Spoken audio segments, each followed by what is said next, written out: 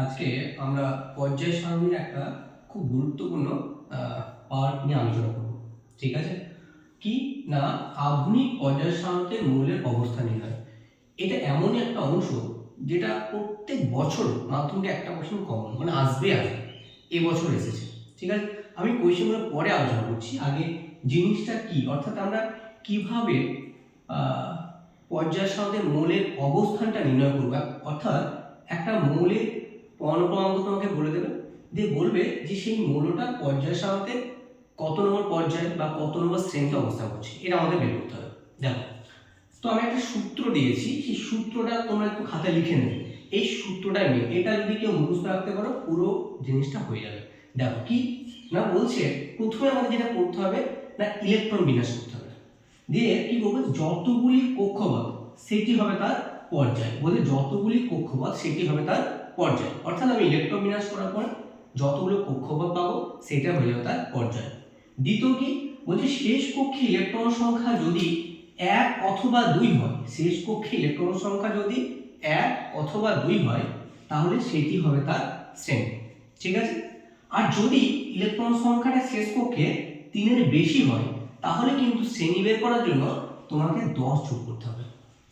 ঠিক আছে, আর একটা আমি অ্যাডিশনাল ইনফরমেশন দিয়ে রেখেছি, এটা খুব ইম্পর্টেন্ট। কি না, যদি দেখো যে শেষ কক্ষে ইলেকট্রন সংখ্যা 1 থেকে 3 এর মধ্যে আছে, তাহলে তারা ধাতু হবে। আর যদি 5 থেকে 7 এর মধ্যে হয়, তাহলে তারা অধাতু। আর যদি 8 হয়, তাহলে আমরা জানি শেষ কক্ষে ইলেকট্রন সংখ্যা 8 হয়, তাদের কি বলে নোবেল গ্যাস বা নিষ্ক্রিয় মৌল। ঠিক আছে, দেখো একটা জিনিস, একটা উদাহরণ দিয়ে দেখাই, তাহলে তোমরা খুব ভালো বুঝতে পারবে। আমি একটা র্যান্ডম নিচ্ছি। ধরো সোডিয়াম, আমরা খুব পরিচিত একটা মৌল সোডিয়াম। আমরা জানি সোডিয়াম 11 23, অর্থাৎ পর্ণক্রমাঙ্ক হচ্ছে 11 এবং ভর সংখ্যা হচ্ছে 23। এটা তো আমরা ক্লাস 8 এ জানি, শিখেছি। এটাই আমরা মৌলের তোমার ইলেকট্রন বিন্যাস করতে শিখেছি। ঠিক আছে, তো আমি কি বললাম, তোমাকে বললো যে সোডিয়াম 11 23 এই মৌলটা পর্যায় সারণী কোথায় অবস্থিত, দীর্ঘ পর্যায় সারণী কোথায় অবস্থিত সেটা তুমি লিখো।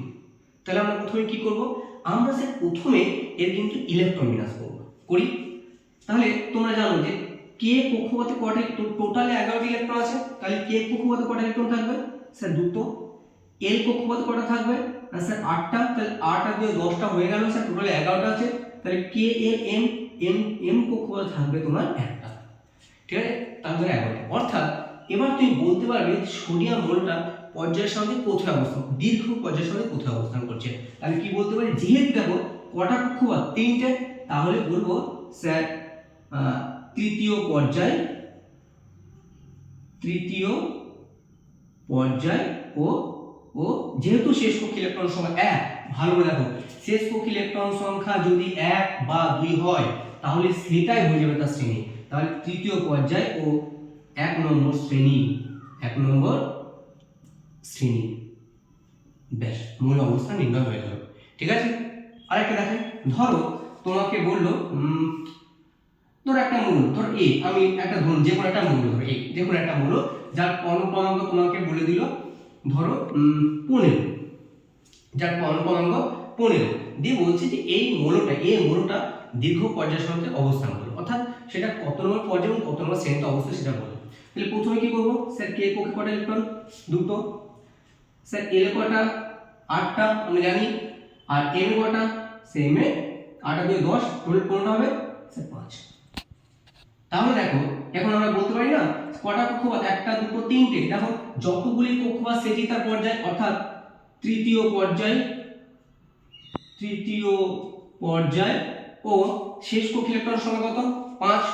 তাহলে শেষ কক্ষে ইলেকট্রন সংখ্যা যদি 3 এর বেশি হয়, তাহলে শ্রেণী বের করার সময় কি করতে হয়, 10 যোগ করতে হয়। তাহলে 15 প্লাস 10 অর্থাৎ 5 প্লাস 10 মানে 15 নম্বর শ্রেণী।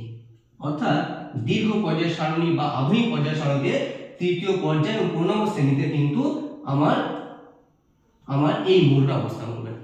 বোঝা গেল? হ্যাঁ, এই টাইপের প্রশ্ন কিন্তু পরীক্ষায় ভীষণ দেয়। এবার আমাদের এই বছর 2026 মাধ্যমিকে একটা এমসিকিউ এসেছিল এরকম টাইপের।